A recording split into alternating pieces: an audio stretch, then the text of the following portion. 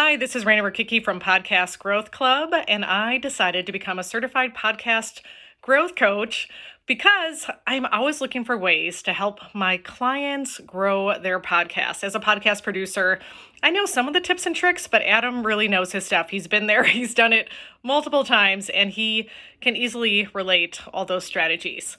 My favorite part about the certification was not only understanding how all the strategies come into play, but also learning the secret to how to monetize a podcast without sponsors and get this, without a large audience. It can be done, people. So if you're interested, definitely check out Adam's podcast growth certification program. It is fabulous. I can't speak more highly about it. Hey there, Pod Pals. Before we dive into today's episode, I wanted to give you a quick heads up that I'm opening up registration for my next podcast growth coach certification cohort. This certification program is ideal for any podcast managers or coaches that want to learn my proven podcast growth system and add a podcast growth service to their business platform. Our next certification cohort will launch in September of 2024, and you can get more info and apply to join with the link in the episode notes or head on over to www.podcastingbusiness.school. What's up, Pod Pals? It's your buddy Adam, and you are listening to Podcasting Business School. It's the show where I teach podcasters how to love their podcast like a hobby and build it like a business. This is episode number 499. 499. Wow. That big number 500 is coming up this Friday. And for those of you that are used to kind of my normal rhythms of the show, normally I do a podcast audit on Fridays, but since this is a benchmark episode, episode 500 will be something a little bit different. And you might want to tune into that one on Friday. So spoiler alert, not a podcast audit, something different. And I think you're going to like it. So I'll just leave it at that. So today in this episode, we're talking about the three main situations that cause podcasters to quit and how we can avoid them. So the goal of this one, really, I've got two goals. The first goal is to shine a light on the reasons why podcasters quit. Like, let's put a spotlight on that so you are aware of these danger zones. And then the second goal is to analyze why each of these scenarios is actually happening and come up with some action steps to help you prevent them.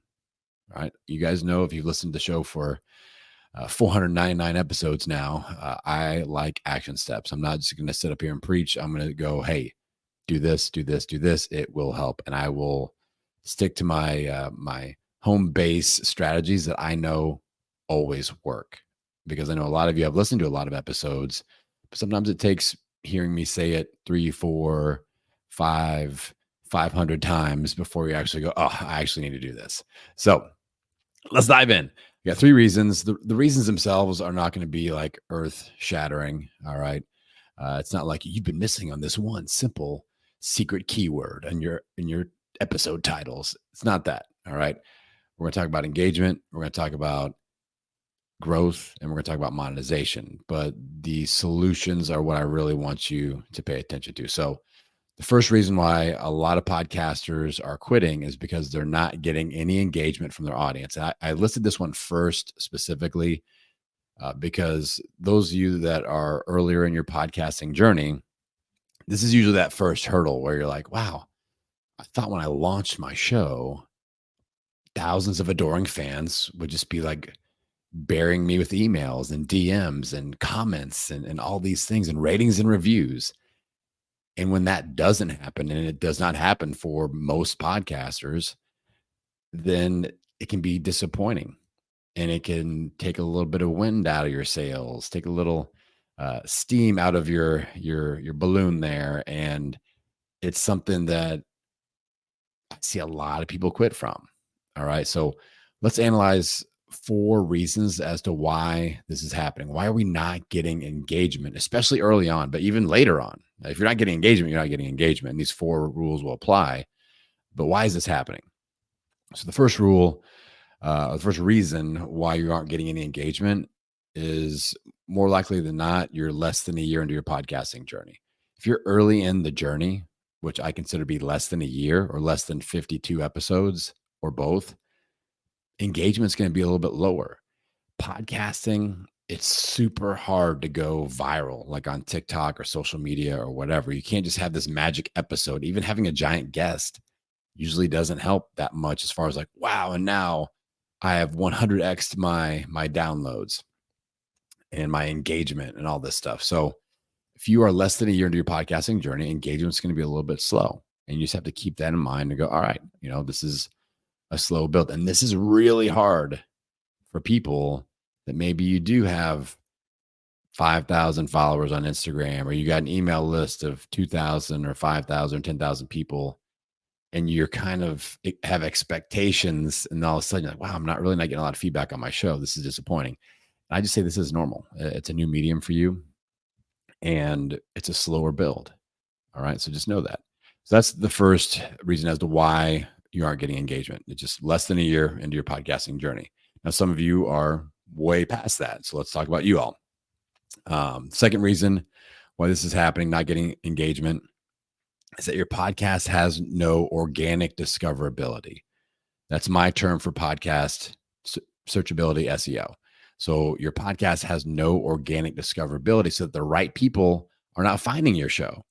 If the right people aren't finding your show, they're not going to engage. You need your ideal fit listeners to find your show, become obsessed with it, and the engagement will follow. If you have a show about relationships and it's named weirdly and all these people are finding it thinking it's about weight loss, you're not going to get engagement. People don't care. The people that are finding your show aren't interested in your topic because of organic discoverability.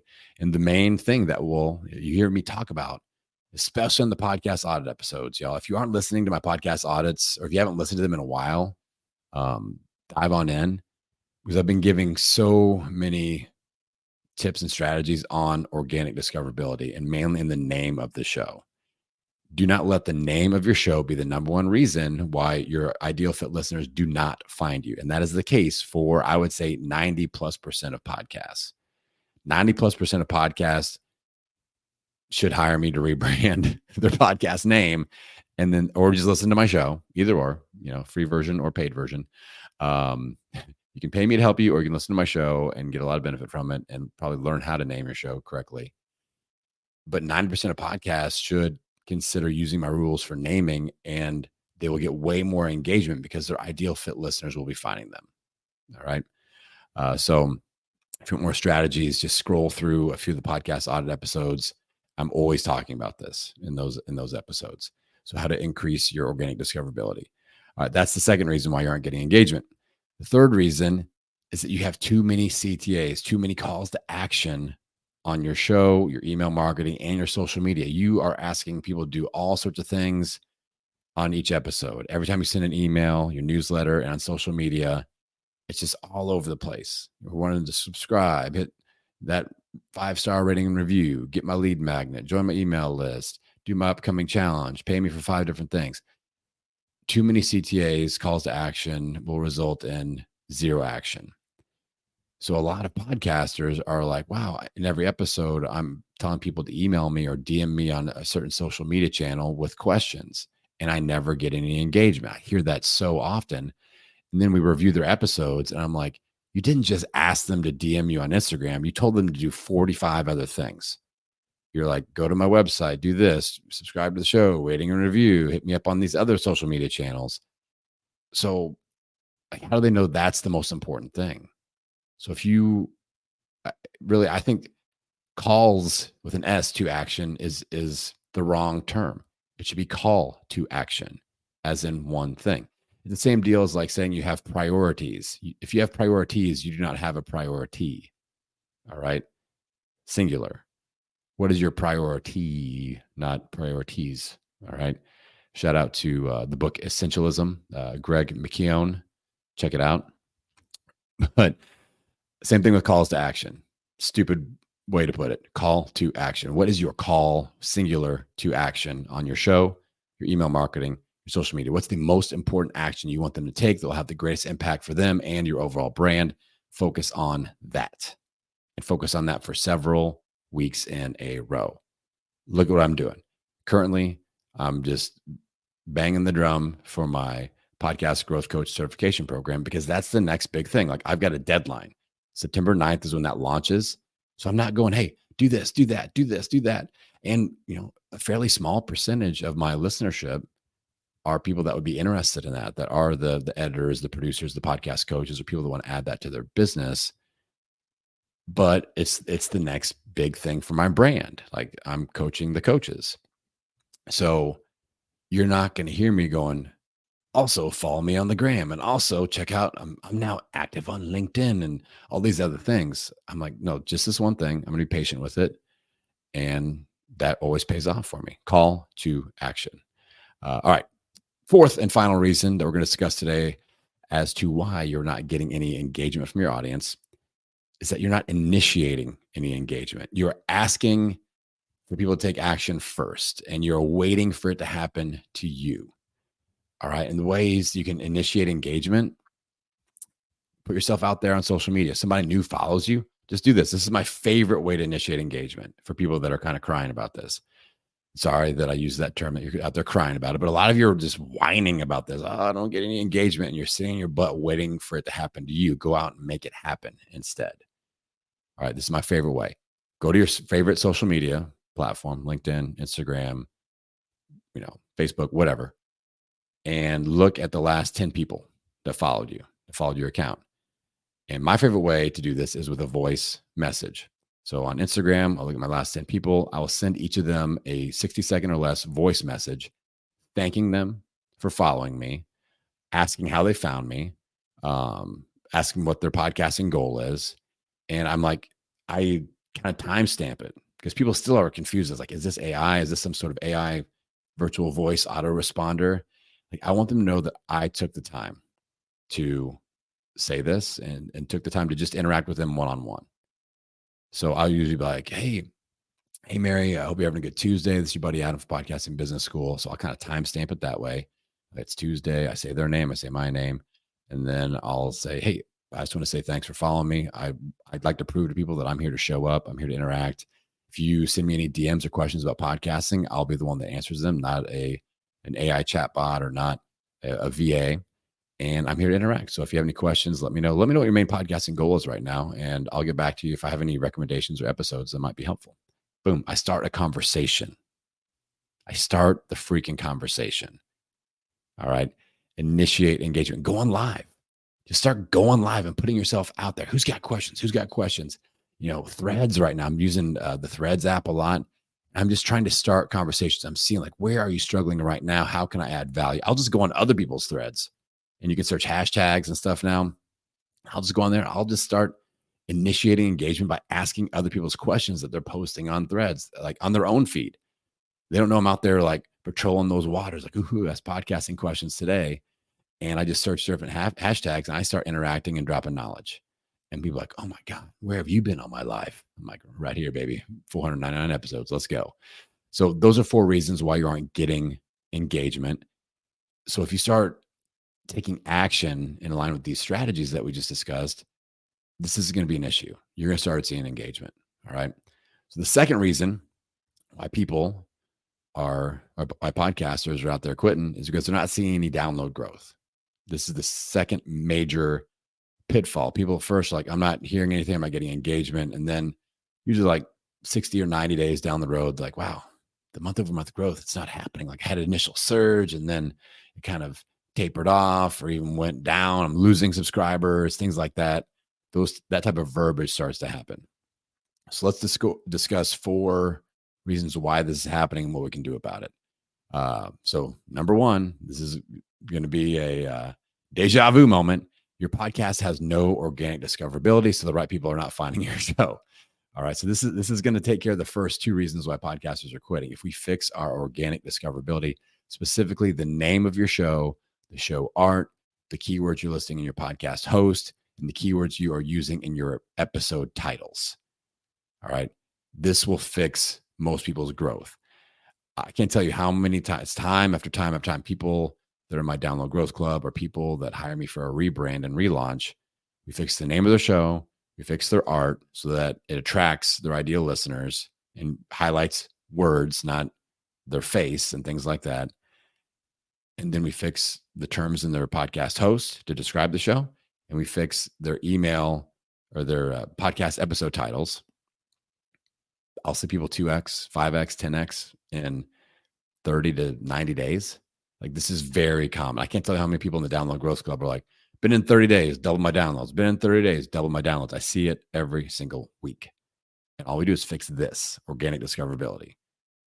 All right. So you think it's a bunch of BS. And you're like, oh, but man, my podcast name, it's the same as my book. It's like all aligned. It's the same as my website, or it's the same as my business. And I'm like, none of that matters.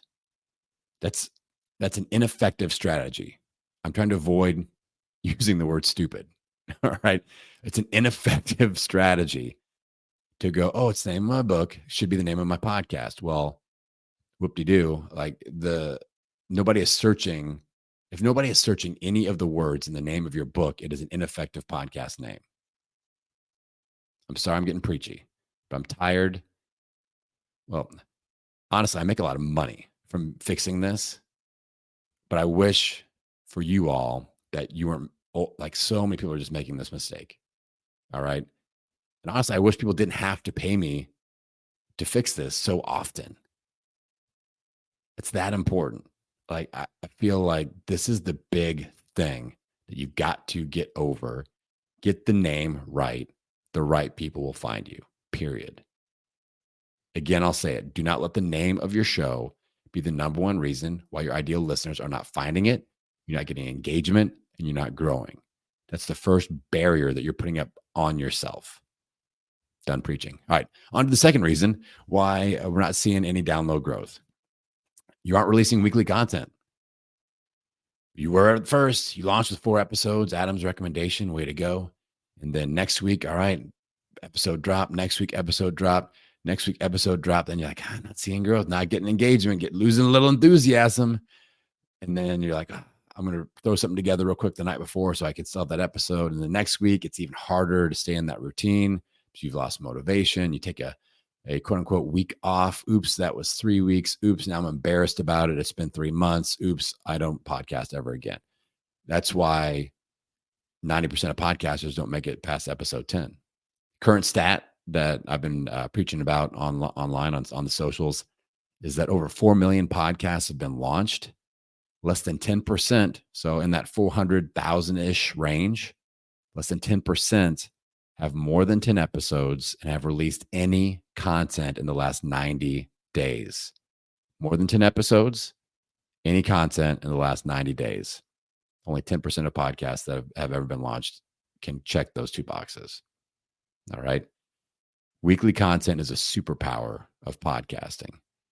And if you want to move from hobby mode, if you're in hobby mode, fine, do whatever you want.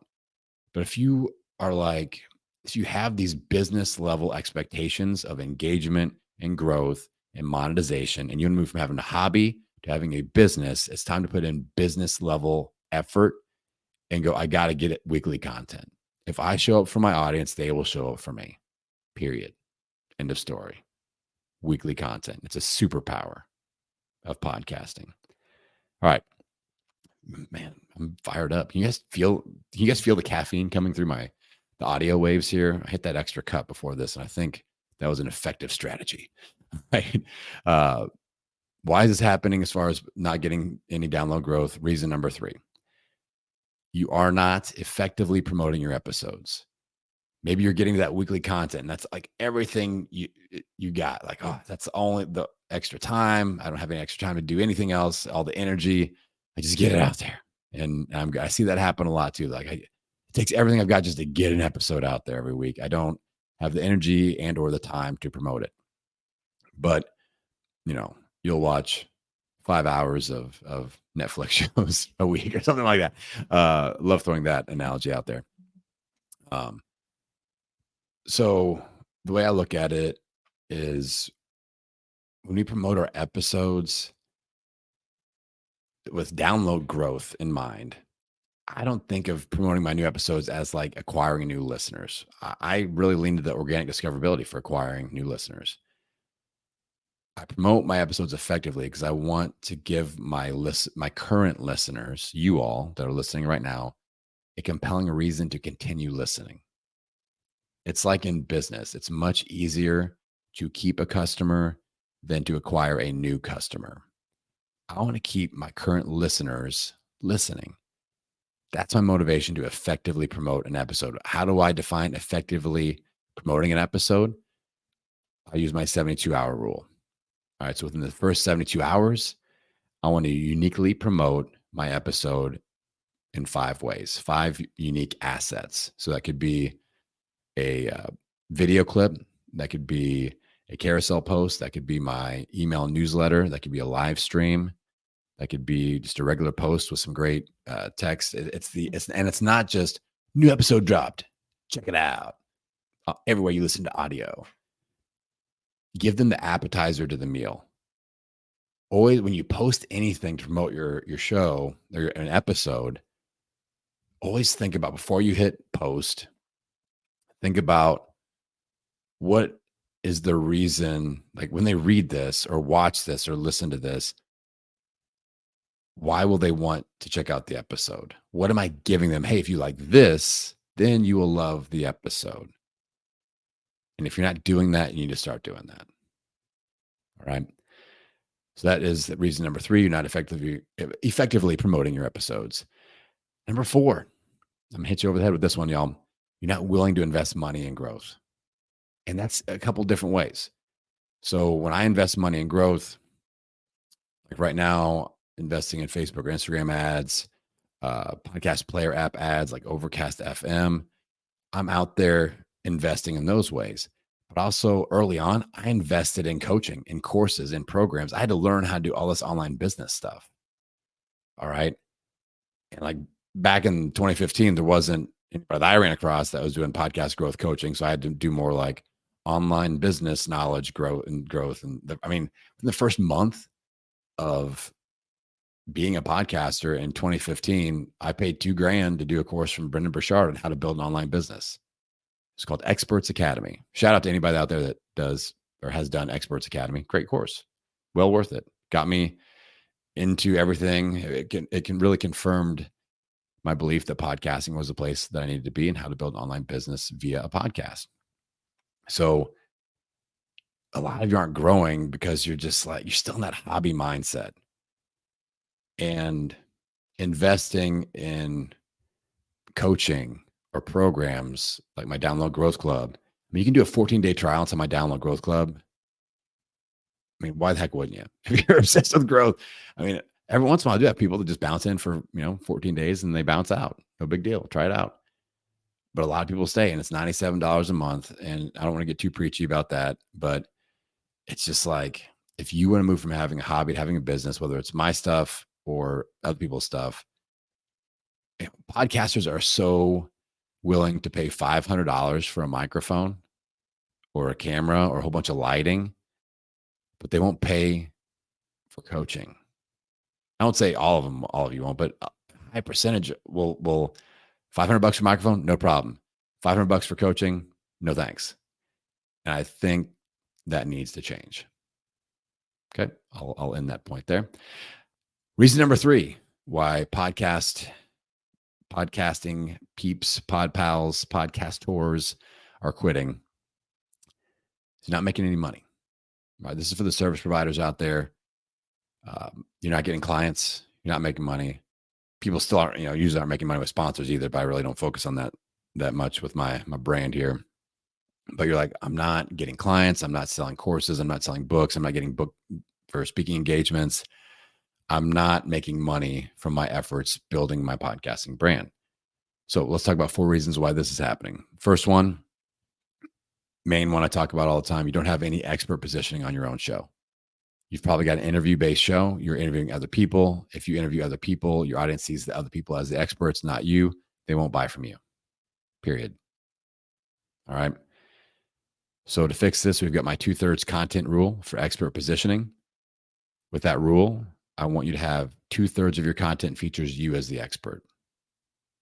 All right. So that's coaching episodes like my Friday podcast audits, solo episodes, anything that features you. It's like a little TED talk. All right. 10 minutes, 5 minutes, usually between 5 and 20 minutes is a pretty good solo episode. This one's running a little long. It's going to be edging towards that 25, 30-minute zone. I don't mind. All right. I'm feeling it. So, and that's a good point. Like a solo episode, I get this question a lot. I got this question on Threads the other day. And how long should my solo episodes be? My interviews are 45 minutes to an hour. Do they have to be that same length? No. Your solo episodes should be however long it takes for you to make your point. Like, I'm going to go with this episode today until I've given you what I need to give you. I've got my notes, got all the things that I want to say, all the points that I want to get across, all the action steps I want to give you. And I'm not going to stop because I go, oh, I've crossed 27 minutes. That's the golden zone. 27. Exactly. Who cares? All right. If you guys are locked in with me on this episode so far, more tips coming your way. Don't stop at 27 minutes. Just keep going. And so if this takes me 45 minutes, awesome. If it takes me 4 minutes, awesome. Who cares? Deliver. That's all that matters. All right. So again, expert positioning, solo episodes, coaching style episodes, 2/3 content rule. This will fix a lot of the I'm not making money. All right. And let that soak in for 6 months of doing that 2/3 content rule. You'll see a dramatic change in your client acquisition from your podcast listenership. Number 2, this is a repeat. Too many CTAs on your show, your email marketing and social media. Even if you have great expert positioning, if you're telling people to do a million things, they're not going to do the thing you really want them to do. They're probably not going to do anything at all. So too many CTAs, again, distracts from monetization. Number 3, you're not putting any effort into lead magnets, building an email list, and using email marketing. I see this a lot in the podcasting space. And people just don't get it. And, the back half of 2024 here, I'm going to do a free workshop on lead magnets. We're going to do a little, probably like a 3 to 5 day challenge. I'm building lead magnets for your podcast. So you can look forward to that. You can hold me to that. Feel free to remind me of that if it gets late in the year. So many projects that I'm excited about. But yeah, lead magnets, building an email list and using email marketing. Like, I don't have a giant email list. It's like 2,600 and something. All right. But I've got a 70 to 80% open rate on average. Super high engagement on that sucker. And I make money with my email. And so I don't have to have a 10,000 or 20,000 or 50,000 person email list. You see people throwing those numbers out there. So like less than 3,000 email list. I sent one email this year that made about $25,000 for me. All right. So when I was doing my beta group for my podcast growth, my first podcast growth coach certification group, I sent one email. It was like, attention podcast coaches, editors, producers. I'm like, here's the deal. Here's what I'm doing. I'm doing this new certification program. If you're interested, go hit the button to apply. And I ended up signing up 14 people for my beta group. If they paid in full, $2,000. If they paid payment plan, it's $2,500. You do the math, 14 times that. And that's what I made off that one email. All right. So that wasn't something I said on my show. I didn't even promote it on my show. All right. Like I am now. So that's how effective having a well curated and well taken care of email list is. And just another thing with email, like if you're going to do a newsletter, if you're going to do email marketing, don't get over promoting with your emails. Like write a love letter each week with your newsletter to your ideal listener and just have that conversation, just pour into them. And every once in a while you go, hey, here's the thing that I'm selling. I've got friends in the space that I know if I can get an email from them, they're selling something. That's the only reason they will email their list. And I think that's a mistake. I think it's a big mistake. All right. Final reason why we're not making any money is your offers are not solving the major pain points of your audience, AKA you're creating offers that you think are cool, but your audience is not interested in because it does not assess and solve the issue that they're dealing with. All right. This is just a cold, hard fact of online business building. And it takes a while to figure this out. But you have to reverse engineer the no's and the yeses. Why aren't people buying this? Why are people buying this? And when you do have people starting to buy things, you have to go, okay, I need to just lean into this, and ask people. When they say yes, go, oh my God, what really attracted you to this offer? Like, what was the main driver that made this a hell yes, I got to do this?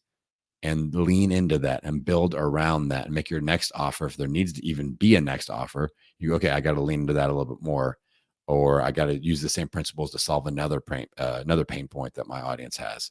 So really, if you look at your offers and go, no one is buying this, don't see. I do this a lot. I see a lot of podcasters and online business builders doing this a lot. They're like, I spent so much time and effort and money building this course, program, video series, whatever. And they make that the reason that they keep pushing it. But if you are not solving the right pain point, you got to scrap it and start over, or rework it and adapt it to make it fit the right pain point. All right. I mean, I had an offer that killed it last year, and I still took that and I rebranded it. And it's my signature offer. And I rebranded it. And now it's even more attractive and more specific to my ideal listener and ideal pain points. So we can still look for room to improve even the offers that are being bought. But especially if they're not being bought, we have to analyze that and go, all right, is this a scrap it and start over? And talk to your ideal listeners. Like, even just get out there on social media and go, hey, I need to talk to 5 people that are interested in doing this, because this is what I'm trying to help people do. And I'm trying to figure out if I'm approaching this in the right way. Again, huge benefit of having an email list. Like, before I put the podcast growth coach certification beta group out there, I was emailing people like, hey, who do you know that is doing this? I want to talk to them. If you are a podcast editor or a podcast manager that is on my email list, would love to talk to you. And I did 15-minute video chats with like 20 people. And I'm like, hey, here's what I'm thinking about. Is this a valid idea? Does this solve a pain point? I just kept on getting feedback. And that's how I formed the program via my beta group. So that's we have to eventually look at those offers and go, is this the reason why people aren't buying?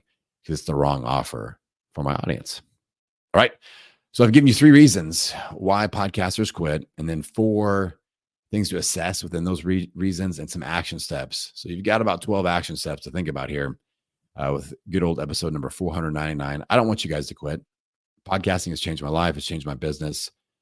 It's hard, but sometimes the hard, like that's almost a superpower. I've talked about this before. Like, the difficulty of podcasting can transform into a superpower if you're willing to stick with it. Look back at that stat that I said again. Let's really look at that. Over 4 million podcasts have been launched. Less than 10% have more than 10 episodes and have released anything in the last 90 days.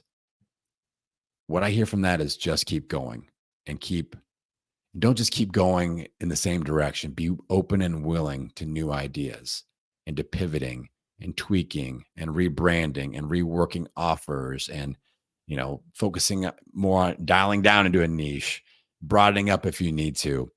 Be flexible, be dynamic, be able to move and shift a little bit, especially in that first 100 episodes. Work on just figuring it out.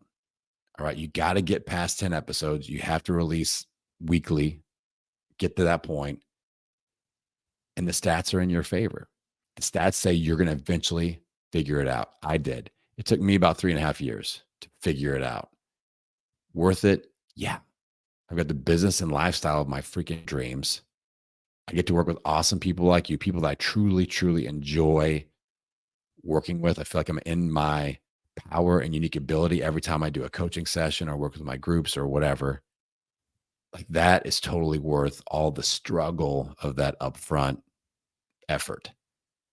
All right. And I hope that my show in the last 499 episodes are a resource for you. And I'm a resource for you. Like, I'm not hard to find, y'all. You DM me on social media, you kick me an email, I'm responding. LinkedIn, I'm a little slower because I only check it about once every 3 weeks. I'm getting better. All right. But it's something like, I want this brand. The reason that this brand exists is because I want to help you all fast forward past all the really rough shit at the beginning that I went through. And if you experience 50% less of that, I've won. Goal achieved. All right, Pod Pals, I appreciate you. And yeah, Friday, episode 500 is coming out. Something special. I think you're going to like it. And I'm excited for the next 500 episodes. We're going to push to 1,000. Imagine, in the whatever year that is, 1,000 episodes of Podcasting Business School. That's going to be special. We're halfway there. All right, Pod Pals, I'm going to send you out into the world wishing you health, happiness, and many downloads. We'll see you next time. Attention all podcast editors, podcast producers, podcast managers, and podcast coaches. I'm now taking applications for my next podcast growth coach certification cohort. If you're ready to learn my proven podcast growth system and add a podcast growth service to your offer platform, just use the link in the episode notes to get more info and apply to join the next certification group in September of 2024.